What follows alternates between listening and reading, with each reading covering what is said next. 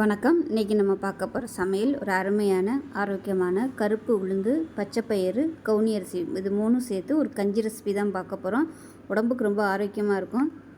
வாரத்தில் ஒரு 3 நாள் இது செஞ்சு சாப்பிடுங்க. தினமும் காஃபி டீ குடிக்கிறதுக்கு பதிலாக இது மாதிரி செஞ்சு சாப்பிட்டிங்கன்னா உங்களுக்கு உடம்பு நல்லா ஆரோக்கியமாகவும் இருக்கும், ஸ்ட்ராங்காகவும் இருக்கும். நல்ல நோய் எதிர்ப்பு சக்தி கிடைக்கும். சின்னவங்கலேருந்து பெரியவங்க வரைக்கும் தாராளமாக இதை எடுத்துக்கலாம். கவுனி அரிசியில் எண்ணற்ற சத்துக்கள் இருக்குது. கருப்பு உளுந்தில் பார்த்திங்கன்னா நிறைய கால்சியம் சத்து, பச்சை பயிரில் ப்ரோட்டீன் சத்து இருக்குது. ஸோ வாங்க இது எல்லாம் சேர்த்து ஒரு அருமையான கஞ்சி எப்படி செய்யலாங்கிறத பார்க்கலாம். இப்போ ஒரு பேன் எடுத்துக்கலாம்.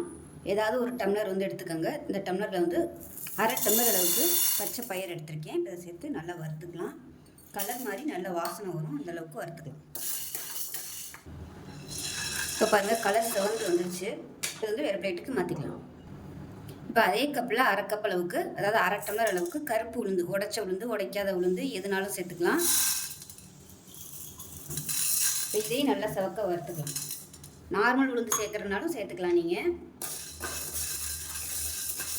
நல்லா வறுபடுத்தணும். இப்போ அது கூடவே அதே அளவு 1/4 கப் அளவுக்கு கருப்பு கவுனி அரிசி சேர்த்துக்கலாம். எந்த அரிசி வேணாலும் சேர்த்துக்கலாம். பச்சை அரிசி, புழுங்கல் அரிசி, இல்லை வேறு பாரம்பரிய அரிசி வச்சுருந்தீங்கன்னா கூட நீங்கள் அதை சேர்த்துக்கலாம். இது எல்லாத்தையுமே நல்லா வறுத்துக்கலாம். இது கூடவே ஒரு சின்ன துண்டு சுக்கு, ஒரு ஏலக்காய் சேர்த்துக்கலாம். இப்போ நல்லா வறுபட்டுருச்சு. கருப்பு உளுந்துங்கிறதுனால உங்களுக்கு வறுபட்டுச்சுன்னா எப்படிங்கிறது தெரியாது. ரொம்ப அப்படியே ஒரு மாதிரியாக ப்ரௌன் கலரில் ஆகும். அதே சமயம் நல்ல ஒரு ஃப்ளேவர் வரும். ஸோ அந்த மாதிரி வந்துருச்சுன்னா நல்லா வறுபட்டுருச்சுன்னு அர்த்தம். இது நல்லா வறுபட்டுருச்சு. கலருமே பாருங்கள் நல்லா அப்படியே மாறிடுச்சு பாருங்கள். இது ஒரு பிளேட்டுக்கு மாற்றிக்கலாம். இப்போ இது எல்லாத்தையுமே ஒரு மிக்ஸி ஜாருக்கு சேர்த்துட்டு இது ஆறுனதுக்கப்புறம் தான் நீங்கள் நல்லா அரைக்கணும். இப்போயே அரைச்சிங்கன்னா உங்களுக்கு அப்படியே அந்த சூட்டோட ஈரத்தன்மை வந்துடும். அதனால் நல்லா ஆறுனதுக்கப்புறமா எவ்வளோ தூரம் நல்லா நைஸாக அரைக்க முடியுமோ அரைச்சிக்கோங்க. அரைச்சிட்டு பார்க்கலாம். இப்போ பாருங்கள், மிக்சியில் போட்டு நல்லா நைஸாக அரைச்சாச்சு. நல்லா அப்படியே பவுடர் மாதிரி இருக்குது. இந்த அளவுக்கு அரைச்சி எடுத்துக்கலாம். இப்போ இதில் நம்ம எந்த டம்ளரில் எடுத்தோமோ அதே டம்ளரில் ஒரு 1/2 டம்ளர் அளவுக்கு எடுத்துக்கலாம். எவ்வளோ தேவையோ நீங்கள் அதுக்கு தகுந்த மாதிரி எடுத்துக்கோங்க. நான் இப்போ 1/2 டம்ளருக்கு எடுக்கிறேன். அளவுகள் ரொம்ப முக்கியம், அதுக்காக தான் சொல்கிறேன். இப்போ எந்த டம்ளரில் எடுத்தோமோ அதே டம்ளரில் 1/2 டம்ளர் அளவுக்கு சேர்த்துருக்கேன். இப்போ எந்த டம்ளரில் எடுத்தோமோ அதே டம்ளரில் 2.5 டம்ளர் தண்ணி எடுத்திருக்கேன். அதாவது ஒரு பங்குக்கு 5 பங்கு தண்ணி. ஸோ நான் 1/2 டம்ளர் எடுத்ததுனால 2.5 பங்கு தண்ணி எடுத்திருக்கேன். அதாவது 2.5 டம்ளர் தண்ணி எடுத்திருக்கேன். இதை சேர்த்துக்கலாம். ஃபஸ்ட்டு நம்ம இதை கலந்துக்கலாம். உளுந்து சேர்த்துக்கிறதுனால கேஸ் ஆன் பண்ணோம்னா டக்குன்னு வெந்துடும். அதனால் கெட்டியாக நிற்கும், சரியாக கரையாது. அதனால் நல்லா கலந்து விட்டுட்டு இப்போ கேஸ் ஆன் பண்ணிக்கலாம். பக்கத்தில் எதுக்கும் ஒரு டம்ளருக்கு தண்ணி சூடு பண்ணி வச்சுக்கோங்க. ஒருவேளை ரொம்ப கெட்டியாகிடுச்சுன்னா நம்ம தண்ணி சேர்த்துக்கலாம். பச்சை தண்ணி ஊற்ற வேணாம். அதனால் தண்ணி சூடாக வச்சுக்கோங்க.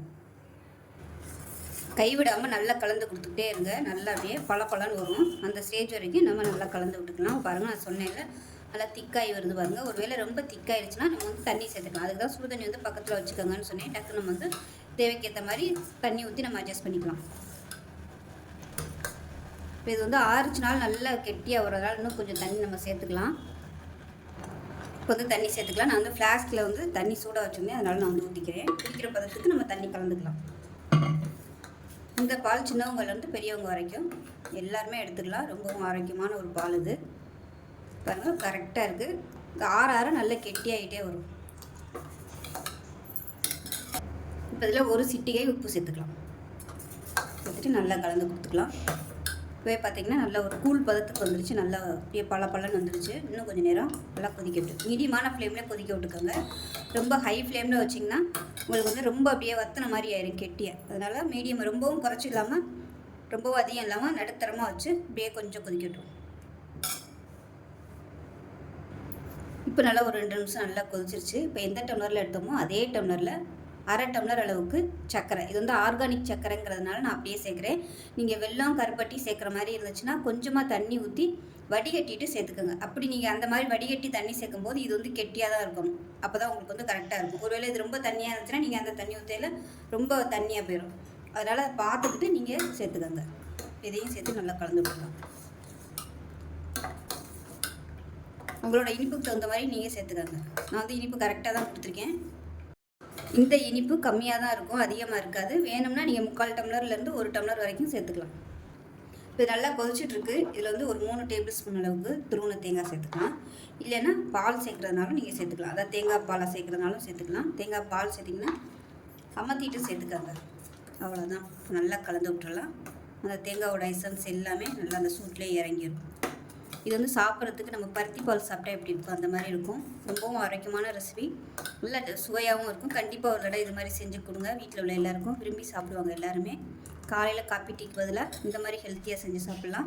இது வந்து ஒன்ஸ் நீங்கள் பிடிச்சி வச்சிட்டிங்கன்னா தாராளமாக நம்ம அப்பப்போ எவ்வளோ தேவைப்படுதோ அப்போதைக்கு யூஸ் பண்ணிக்கலாம். இந்த அளவு பார்த்திங்கன்னா ஒரு 2 பேர் சாப்பிட்லாம். கரெக்டாக ஒரு 2 டம்ளருக்கு இந்த அளவு கரெக்டாக எடுத்திங்கன்னா உங்களுக்கு சரியாக வரும். நான் எடுத்துக்க டம்ளர் வந்து 100 ml பிடிக்கும். சின்ன டம்ளரில் தான் நான் வந்து எடுத்துருக்கேன். 1/2 டம்ளர் எடுத்திங்கன்னா 2 பேர் சாப்பிட்லாம்.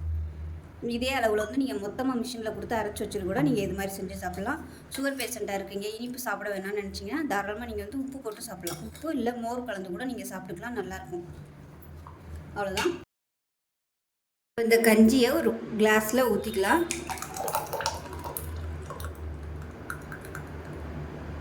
இந்த அளவில் செஞ்சிங்கன்னா ஒரு 2 பேர் சாப்பிட்றதுக்கு அருமையாக இருக்கும்.